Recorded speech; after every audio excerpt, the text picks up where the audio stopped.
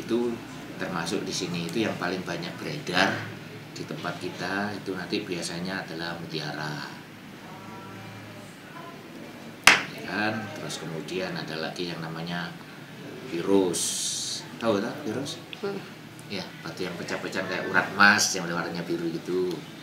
Terus kemudian ada lagi yang paling banyak beredar sekarang itu adalah ini, batu permata namanya kalsedoni. Ini yang sekarang lagi booming di Indonesia karena ini paling banyak tambangnya. Jadi induknya atau spesiesnya namanya kalsedoni. Itu macam-macam kalsedoni. Tadi kan saya bilang kan ada yang transparan, yang bening, ada yang translucent, yang semi bening, nggak terlalu bening, ada yang opak. Nah, inilah yang sekarang lagi booming di Indonesia paling banyak. Jadi ada yang transparan, kodenya TP di gemologi, kemudian translucent TL, kemudian yang opak. Kalau yang transparan biasanya orang awam melihat kalau warnanya biru disamakan dia dengan yang precious stone. Ini batu blue sapphire, padahal dia dari spesiesnya kalsedoni. Kalau batu akik masuk di mana, Pak? Batu akik itu di kalsedoni dia. Spesiesnya namanya di dalam ilmu gemologi namanya adalah batu kalsedoni. Dia masuk di mana? Opal. Lihat. Opak itu kalau tidak tembus pandang, warnanya gelap. Nah, kayak gini opak. Nah, terus kemudian kalau kaca transparan. Nah, kalau piring, nah kan itu kan dia namanya translucent, semi transparan. Oh. Jadi untuk batu akik sendiri belum bisa diterima di pegadaian? Belum bisa diterima karena satu dia tidak memenuhi unsur yang ini. Yang indahnya masuk, langkanya enggak kan.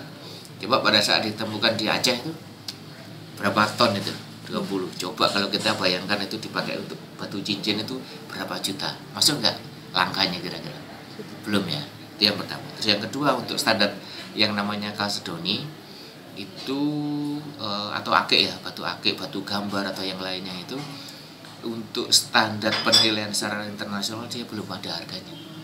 Kalau yang untuk berlian, kemudian untuk spesiesnya korundum, terus kemudian dari emerald dan lainnya itu sudah ada harganya internasionalnya di perdagangan internasional. Kalau itu baru di perdagangan kita di Indonesia.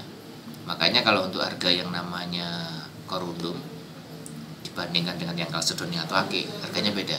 Kalau korundum harganya objektivitas, karena itu ada semacam kayak rapapot. Rapapot itu kayak ini, ada kayak saya.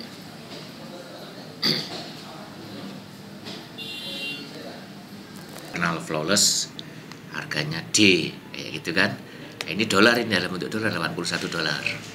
Ini dengan beratnya 0,5 sampai 0,6 karat, di bawah 1 karat. Kemudian warnanya E, itu harganya sekian. Oh, jadi ini sudah harga yang ditetapkan? Ya, ini harga adalah berdasarkan rapapot. Rapapot itu istilahnya harga standar internasional. Jadi kalau untuk batu akik masih subjektif? Kalau batu akik lebih cenderung subjektif, karena kalau di Indonesia kan ada satu mungkin unsur magisnya ada, unsur ini cocok hendaknya, ya kan. Kalau pakai ini saya jadi lebih pede yang lain sebagainya, itu masih berpengaruh. Dan juga memang untuk batu permata yang kalsedoni di Indonesia itu puncaknya diawali pada saat SBY memberikan cindera mata kepada Presiden Obama tuh. Itu batu bajan ya. Iya. Nah, itu mulai di situ ternyata karena orang Indonesia itu budayanya itu masih lihat tokohnya siapa yang pakai, nah mulai ngikut lah di bawah. Dan harganya nggak ada harga standar. Dan untuk menetapkan yang namanya kualitasnya itu seharusnya ada yang namanya kita sertifikasi batuan permata atau sertifikasi JILEP, Gemologi Laboratorium. Di Makassar belum ada, Pak? Di Makassar kita belum ada, baru masih ada di Jakarta karena untuk tenaga ahlinya masih kita persiapkan itu. Jadi batu akik belum punya sertifikat? Batu akik bisa kita sertifikasikan, tapi nanti di situ akan kita lihat yang pertama batu akiknya itu jenisnya apa, misalkan kalsedoni misalkan. Itu ada itu ukurannya. Ukurannya itu nanti dilihat yang namanya indeks biasnya berapa. Terus kemudian intensitas warnanya seperti apa.